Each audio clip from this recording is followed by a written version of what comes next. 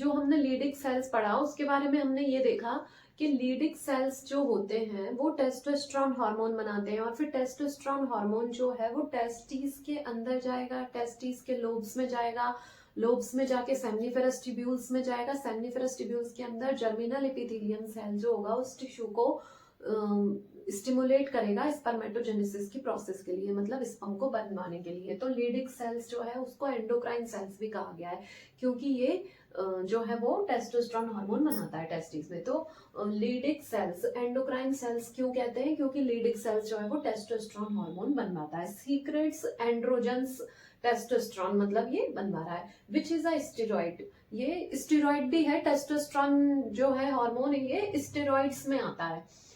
Testosterone hormone जो है वो स्टेरॉइड में आता है। एसेंशियल फॉर स्पर्मेटोजेनेसिस, ये हम पढ़ चुके हैं ऑलरेडी कि जो टेस्टोस्टेरोन हार्मोन है वो एसेंशियल है, जरूरी है स्पर्मेटोजेनेसिस की प्रोसेस के लिए। मतलब लीडिंग सेल्स जो होते हैं, जैसे कि टेस्टिस के अंदर बहुत सारे जो लोब्स हैं उन लोब्स के बीच बीच में लीडिंग सेल्स डले हुए होते हैं और लीडिंग सेल्स टेस्टोस्टेरोन हार्मोन बनाते हैं और वो टेस्टोस्टेरोन हार्मोन जो है वो टेस्टिस के लोब्स के अंदर जाएगा, सेमनीफेरस ट्यूब्यूल्स में जाएगा, उसके अंदर जर्मिनल एपिथेलियम को स्टिमुलेट करेगा स्पर्मेटोजेनेसिस की प्रोसेस के लिए। इसका मतलब हम कह सकते हैं कि स्पर्मेटोजेनेसिस की जो प्रोसेस है, स्पर्म का जो फॉर्मेशन है, उसके लिए लीडिंग सेल्स जो है वो एसेंशियल रोल प्ले करते हैं। टेस्टोस्टेरोन हार्मोन एक तो ये फंक्शन करता है, एक तो ये काम करता है कि स्पर्मेटोजेनेसिस की प्रोसेस को कराता है। दूसरा, testosterone also required for male secondary sexual characteristics, males के जो सेकेंडरी सेक्सुअल कैरेक्टर्स हैं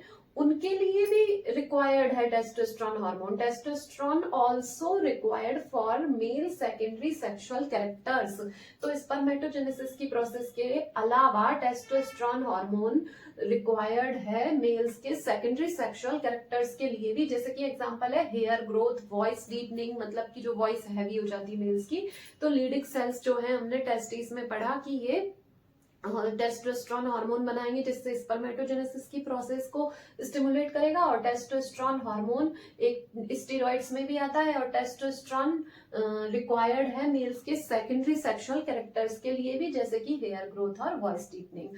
अब दूसरा है सर्टोली सेल्स। तो सर्टोली सेल्स के बारे में ऑलरेडी हम पढ़ चुके हैं कि सर्टोली सेल्स जो है वो डेवलपिंग स्पर्म को न्यूट्रिशन देता है, नरिशमेंट करता है ये।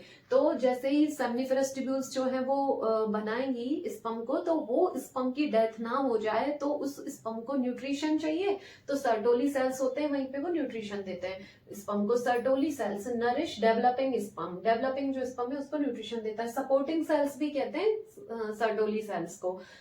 Secret inhibin hormone which inhibits FSH. Sertoli cells का एक दूसरा फंक्शन और क्या है कि ये इनहिबिन हार्मोन बनाता है जो कि इनहिबिट करता है एफएसएच को, रोकता है।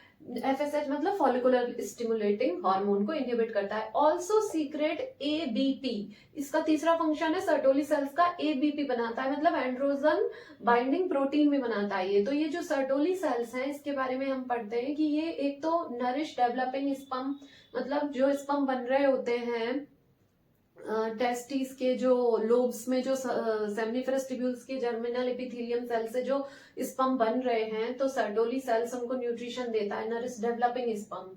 और इसीलिए सर्टोली सेल्स को सपोर्टिंग सेल्स भी कहते हैं। और सर्टोली सेल्स का अदर फंक्शन है सीक्रेट इनहिबिन हार्मोन भी बनाता है, सीक्रेट करता है सर्टोली सेल, इनहिबिन हार्मोन भी बनाता है, जो कि इनहिबिन हार्मोन बनाता है। तो ये इनहिबिन हार्मोन क्या करता है, विच इनहिबिट्स एफएसएच। सर्टोली सेल्स जो है वो इनहिबिन हार्मोन बनाएंगे और फिर ये इनहिबिन हार्मोन जो है वो इनहिबिट करेगा, रोकेगा एफएसएच को, फॉलिकुलर स्टिमुलेटिंग हार्मोन को। Secrete inhibin hormone which inhibits FSH. Also secrete ABP, ABP मतलब androgen binding protein. Sertoli cells जो है वो एबीपी भी बनाता है, ऑल्सो सीक्रेट्स एबीपी मतलब एंड्रोजन बाइंडिंग प्रोटीन। अब नेक्स्ट हम देखते हैं इपिडाइडिमस। इपिडाइडिमस एक ट्यूब है, कर्ली ट्यूब होती है, एक मुड़ी हुई, ज्यादा बहुत इस तरह से मुड़ी हुई सी ट्यूब होगी, ऐसे सीधी ट्यूब नहीं होगी, इस तरह की होगी, मुड़ी हुई सी ट्यूब होगी इपिडाइडिमस, जो कि हमने इंट्राटेस्टिकुलर डक्ट सिस्टम में टेस्टिस की डक्ट्स में पढ़ा था इपिडाइडिमस। तो इपिडाइडिमस के बारे में क्या है कि lined by the pseudo stratified epithelium.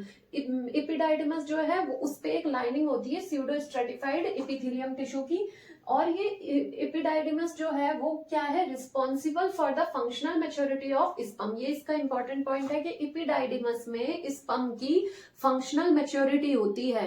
Sperm का जो फॉर्मेशन है वो तो हम पढ़ चुके हैं कि सेमिनिफरस ट्यूब्यूल ने जर्मिनल एपिथेलियम से स्पर्म को बना दिया और फिर वो next duct to duct transfer होता गया स्पर्म, लास्ट में इजैकुलेटरी डक्ट में चला गया। लेकिन जब एपिडाइडिमस वाली डक्ट से होके गुजरेगा जब स्पर्म, तो स्पर्म की फंक्शनल मैच्योरिटी हो जाती है उस टाइम पे।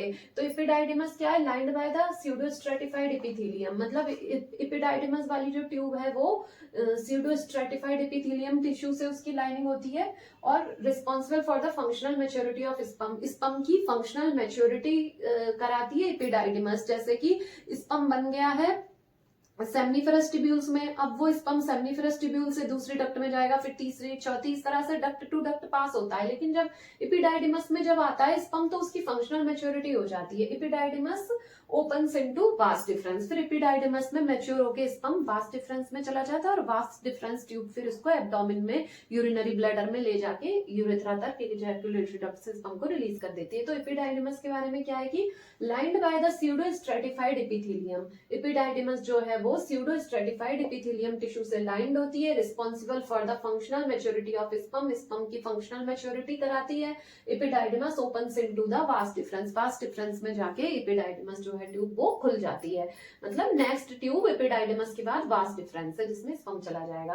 अब टेस्टिस का लिम्फ क्या है, मतलब लिम्फ सप्लाई जो है, ड्रेनेज, लंबर लिम्फ नोड्स होती हैं, आर्टरी है टेस्टिकुलर आर्टरी, वेन है टेस्टिकुलर वेन, नर्व्स है स्पर्मेटिक प्लेक्सेस। टेस्टिस का लिम्फ है लंबर लिम्फ नोड्स, आर्टरी है टेस्टिकुलर आर्टरी, वेन है टेस्टिकुलर वेन, नर्व्स है स्पर्मेटिक प्लेक्सेस।